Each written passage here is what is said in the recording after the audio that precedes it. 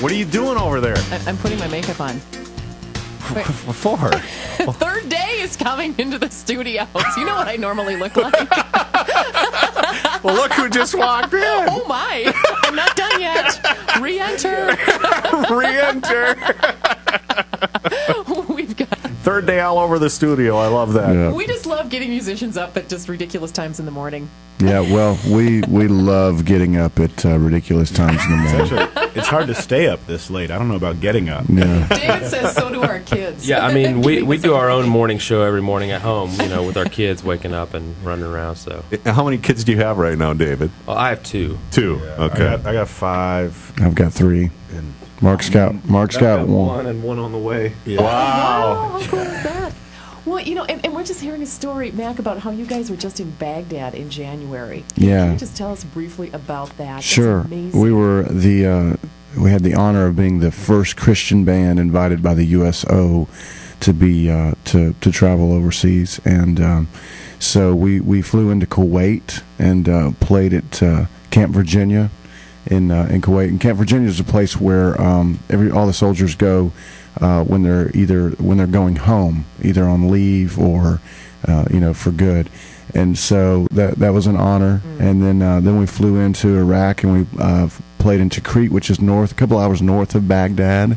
And then a couple of days later went to Camp Victory in Baghdad, and just what an honor to be able to play for the troops there. And I really encourage them and basically thank them for their service. Yeah, Ty was telling us this really kind of a goosebump story. We have a big flag here in the studio, a United States flag, and you got a similar one. Yeah, we actually haven't had a chance to even hang it yet because David just got it shipped to his house. But when we were in Baghdad at Camp Victory, it was just amazing playing the concerts because we were expecting, a really tough, military, stoic audience, and as soon as we started playing, man, just the hands went up in the air and tears were flowing, and they were just so hungry to worship God, and that just ministered to us so much. But one of the guys attending was a pilot on a Black Hawk helicopter that does missions all over Baghdad, and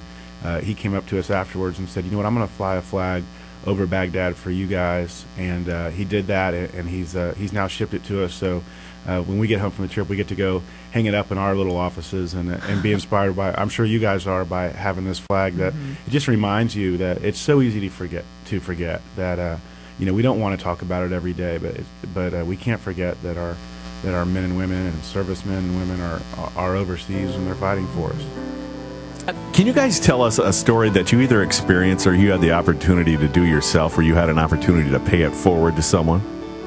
Like Mac or Ty or David? We don't really do that. but we endorse it. But we endorse it. I think we need to buy them their coffee this morning. Yes. I actually have done it a few times. We have a toll road where in the part of town where I live, and you just throw in 50 cents as you go by, and or sometimes you can go to the cashier line. So I've done it before where I had the idea because you travel with the group, and sometimes you go, well, hey, I'm paying for these 3 cars. So then I did try it one day where I just said, hey, I'm paying for the car behind me too, keep the change. And then you just kind of driving off and you look in the rearview mirror, and it's hard to translate on the radio, but you kind of see the person almost arguing with the person on the counter. What do you mean someone paid for me? Oh, what am I supposed to do? Like, just go on, sir, everything's okay. That's what we're hearing. So. Hey, you can also blog us here on our website, ktis.fm/David and Pam. Just spell it out. And Sarah writes, hey, today was my first drive-through difference. I was planning on sleeping in, but God changed that plan. Got up early, printed off 2 flyers from your website, and sluggishly jumped in the car. Went to McDonald's in Blaine, put my faith into action. When I hit the drive-thru, there was no one behind me. I really wanted to bless someone. I prayed for someone to come in behind me, and they did. It was great. Making a difference is great. The thing is, you do make a difference in people's lives, too. Every time you guys show up for a concert, and Last night you added a song to your set list that you haven't played for a while. You're playing "Show Me Your Glory." How did you know that? Oh, I went on your website and saw that. It was The power of the blog. It was handwritten in and everything, and that was an inaccurate set list, by the way, because you did not change "Call My Name to Run to You." Oh, my total so bad. now it's just out there in Listen, the we'll go back intraweb or whatever it's called. It, all right. And nobody knows what those songs are. Yeah. Their new song. It was funny though. We had this lady, we go out there to play the first song, and that lady, it was like her mission that we were going to play "Show Me Your Glory" last night, and so in between every song, she was shouting, "Show me your glory, show me your glory." So finally, we were about to come back out for the encore. Musicians, we do this little thing. I don't know if you know, where we leave the stage and we pretend the show is done. We get people to scream and yell for us to come back out. So yeah, it's a little secret we got. What are you talking about?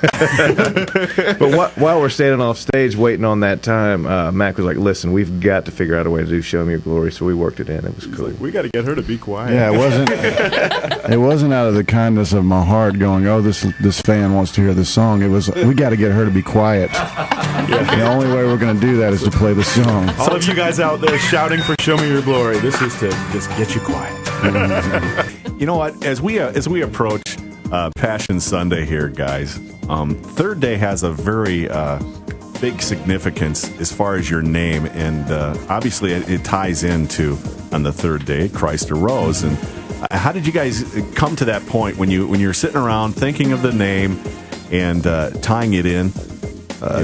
Tell us how you just kind of got to that place when you were sitting around. Yeah, it started a long time ago. Mark and I, a long time ago. Mark and I, we started playing music together in high school, and as soon as we graduated, very much, like 2 weeks later or something, we started playing, doing Christian music, and looked for a long time for a name, and just couldn't think of anything. We came up with a list of really bad names, and then finally it was my girlfriend, which is now my wife. At the time, it was her 18th birthday party, and we were just at the birthday party hanging out, and I said, "Hey, Mark, what do you think about maybe third day or 3 days or something like that?" And so we asked all our friends there at the party, and they said, Nah, keep trying. But we really, nobody was really down with it, but we really liked it a lot, and we thought that there's power in that name and in the meaning behind the name, and so we think we got a good one. We're going to hold on to it, I think. What's cool about coming up in this season is so often, Christmas gets so much attention, as well it should, but I think for Christians that this Easter weekend, it should even be more of a celebration, because that's what Christ, that was the work he came to do, and then from this third day, this is sort of the dividing line of history, which gives us all the hope for eternity. And so it's a special time for us in Third Day. We thought Third Day was a cooler sounding name than just Easter for a band, but yeah, it's a special time. Hey, no, so you guys were in Sioux Falls last night. You're stopping here today for the drive-through difference on your way to Duluth. What are you guys going to do for Easter? Can you just quickly tell us? You're taking a break and. Let's see. We're playing at a NASCAR race on Saturday, the day before. So we'll get home Saturday evening. So we'll all be home for Easter Sunday, which I think we've always made it home for Easter Sunday. I don't think we've ever not had it. So, we've never played a show on Easter. Yeah, which maybe we should. But it's also, I think, for us, just like for probably a lot of your listeners, it's a family day. Get up, go to church.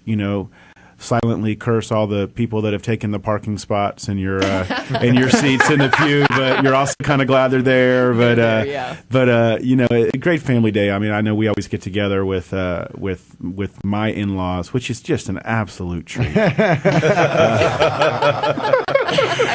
I just heard they got a satellite feed at the station down in Atlanta. What's great with all these family days, it's like, oh yeah, Thanksgiving is coming up. It's going to be a time for family. It's Easter. It's a time for family. And then we all pumped up. We're going to spend time with family. And then, the next time we see each other, it's like, oh man, it's good to see you. All that time with family, it's good to see you guys. So it makes us appreciate each other in the band all the more.